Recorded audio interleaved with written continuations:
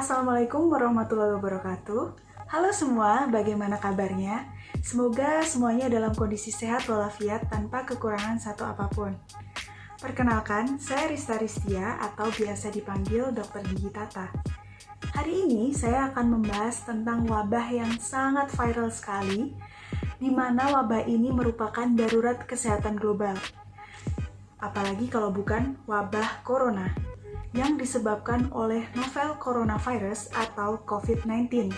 Virus corona pertama kali ditemukan di Wuhan, China pada akhir Desember 2019. Namun menjadi viral pada awal Januari 2020 karena penyebaran virus yang sangat cepat dan luas, bahkan memakan banyak korban jiwa dan menyebar ke seluruh dunia. Virus corona merupakan jenis virus baru yang sampai saat ini belum ditemukan vaksinnya. Pada awalnya, virus corona ini menginfeksi hewan, namun lambat laun karena hewan ini dikonsumsi oleh manusia, virus ini menyebar dan berevolusi untuk menginfeksi manusia. Sehingga virus ini dapat tertular antara satu manusia dengan manusia lain melalui kontak langsung berupa droplet atau cairan yang dikeluarkan oleh manusia yang terinfeksi virus melalui bersin maupun batuk. Namun jangan terlalu khawatir karena virus merupakan self-limiting disease di mana dia dapat sembuh sendiri pada saat sistem imun kita itu bagus. Misalkan kita terinfeksi, tapi lama-lama tubuh kita akan mengeluarkan antibodi atau semacam pertahanan tubuh sehingga tubuh kita dapat menyembuhkan virus itu sendiri. Sehingga kunci utamanya adalah kita harus meningkatkan kekebalan tubuh. Selama sistem imun kita bagus, maka dapat menghindari tubuh kita untuk terkena sebuah penyakit. Tanda dan gejala dari virus corona yaitu berupa pilek, batuk, demam, di mana bisa dikatakan demam apabila suhu tubuh lebih dari 37,5 derajat Celcius, sakit tenggorokan, susah bernafas, dan bahkan terasa kelelahan. Selain itu, virus corona merupakan salah satu faktor yang memperparah jika pasien memiliki penyakit bawaan sebelumnya. Misalkan, pasien memiliki riwayat hipertensi atau tekanan darah tinggi, pasien menderita penyakit diabetes atau kencing manis, pasien memiliki riwayat penyakit jantung atau kardiovaskuler, pasien sedang mengalami stroke, dan pasien memiliki riwayat penyakit pernafasan, contohnya seperti asma, dan infeksi paru-paru lainnya. Selain itu, virus corona juga dapat menyebabkan komplikasi berupa pneumonia, gagal ginjal, jantung akut, pernafasan akut, bahkan kematian. Untuk pemeriksaan virus corona sendiri dapat dilakukan dengan pertama, melakukan uji sampel darah dengan cara pengambilan darah.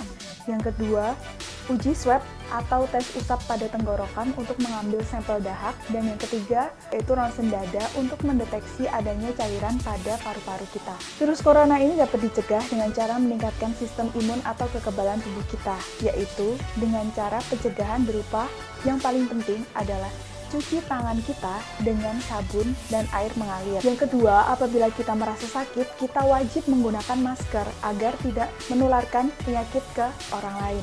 Yang ketiga, kita harus mengkonsumsi gizi seimbang, yaitu makanan yang tinggi karbohidrat dan tinggi protein, makan sayur dan buah-buahan yang banyak, serta mengkonsumsi vitamin.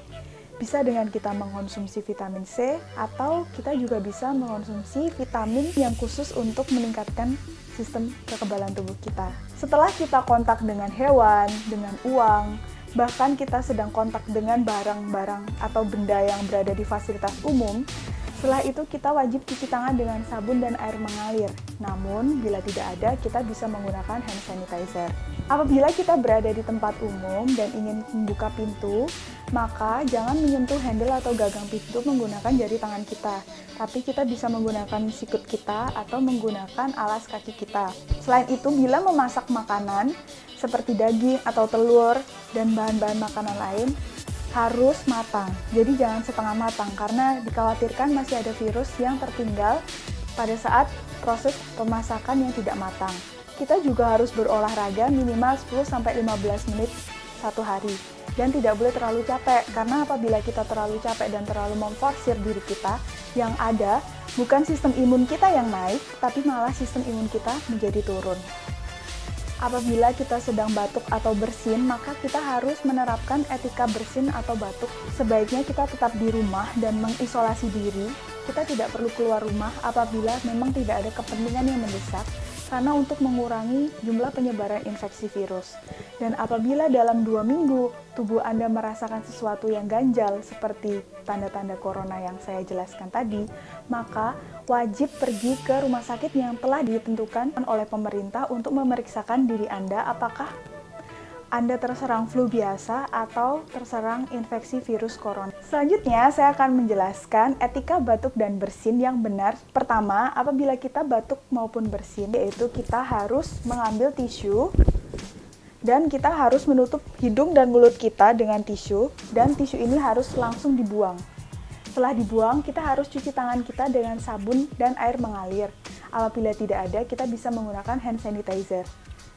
Namun kalau kita tidak ada tisu, kita bisa menggunakan sapu tangan yang kita miliki, tapi hanya bisa digunakan 1 kali. Selain itu, kita bisa menutup mulut dan hidung kita menggunakan lengan kita di baju bagian dalam dan bagian atas. Jadi caranya seperti ini ya. Jadi kita batuknya kayak gitu di sini. Jadi tidak menyebar kemana-mana. Bisa di sini atau bisa menggunakan tisu atau menggunakan sapu tangan.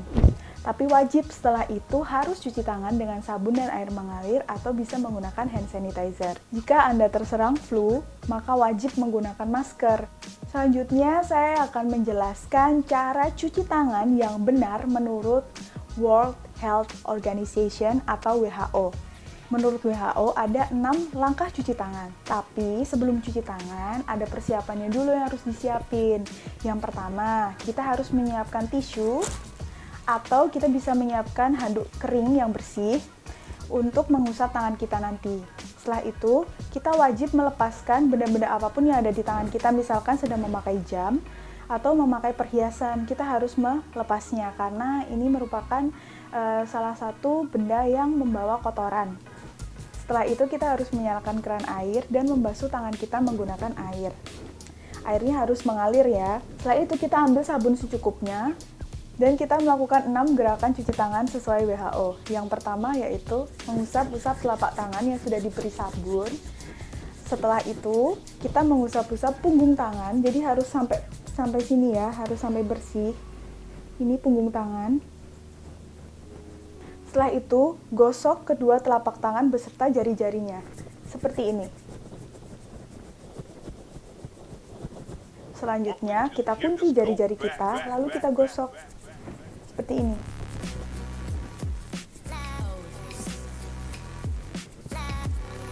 Yang kelima, kita putar-putar ibu jari kita, kiri dan kanan. Lalu, jangan lupa kuku kita ini adalah tempat kuman dan kotoran berkumpul. Kita gosok-gosok kuku kita. Setelah itu, kita bilas tangan kita menggunakan air dan kita keringkan dengan tisu yang sudah kita siapkan atau bisa menggunakan handuk kering. Setelah itu, tutup keran menggunakan tisu atau handuk kering tersebut. Jangan lupa, jangan pegang gagang keran lagi. Oke, kita ulang lagi, 6 langkah cuci tangan sesuai WHO dengan cepat. Yang pertama, kita ambil air, kita basuh, kita beri sabun, kita cuci tangan. 1, 2, 3, 4, 5, 6,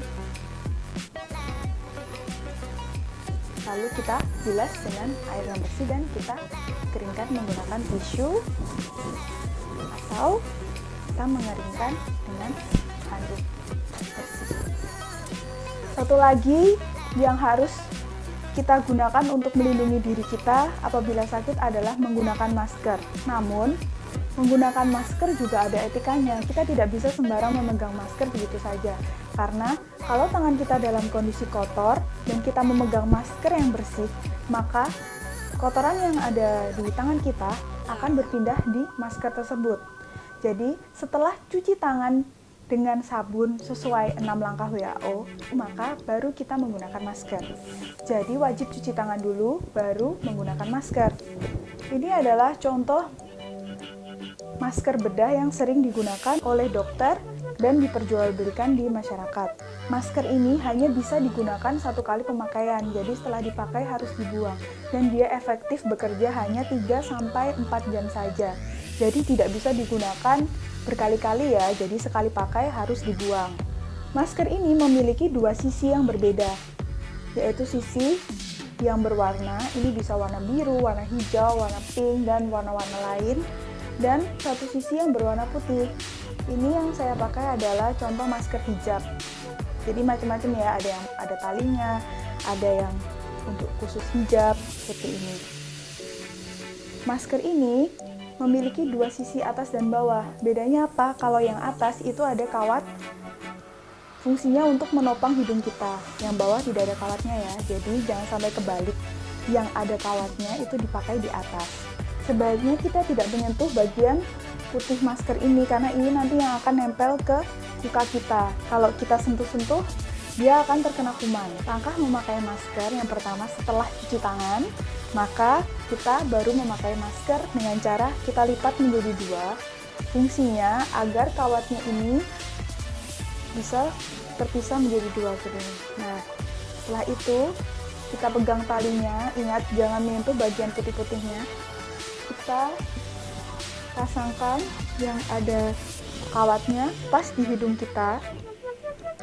Kita tarik bagian yang tidak ada kawatnya untuk menutupi dagu kita, seperti ini. Setelah dipakai, jangan sampai kita menyentuh-nyentuhnya lagi, karena kalau kita sentuh-sentuh lagi pasti akan tertempellah kuman-kuman atau virus ke masker ini. Dan setelah 3-4 jam kita pakai, kita harus melepasnya. Kita lepas, lalu kita buang. Nah, karena sekarang sedang darurat masker atau kelangkaan masker terjadi di mana-mana dan banyak yang mendaur ulang, kita wajib mengguntingnya atau menyobek-nyobek setelah kita tidak menggunakan masker ini, karena dikhawatirkan banyak oknum-oknum nakal yang malah mendaur ulang masker yang sudah kita pakai atau masker bekas dan dijual kembali. Jadi jangan lupa ya, setelah dipakai kita sobek-sobek atau gunting-gunting masker ini, baru kita buang ke tempat sampah. Oke, sekian video dari saya, semoga bermanfaat dan berguna. Jangan lupa selalu menjaga kesehatan dimanapun kita berada dan meningkatkan sistem imun atau kekebalan tubuh kita. Dan jangan lupa subscribe channel YouTube saya agar saya rajin membuat video. Apabila Anda merasa video saya berguna, maka jangan lupa di-like ya videonya. Dan share sebanyak-banyaknya agar banyak dari masyarakat yang tahu etika batuk, etika bersin, cara penggunaan masker yang benar, cara cuci tangan yang benar, dan bahkan informasi tentang virus corona yang terjadi saat ini. Terima kasih dan wassalamualaikum warahmatullahi wabarakatuh.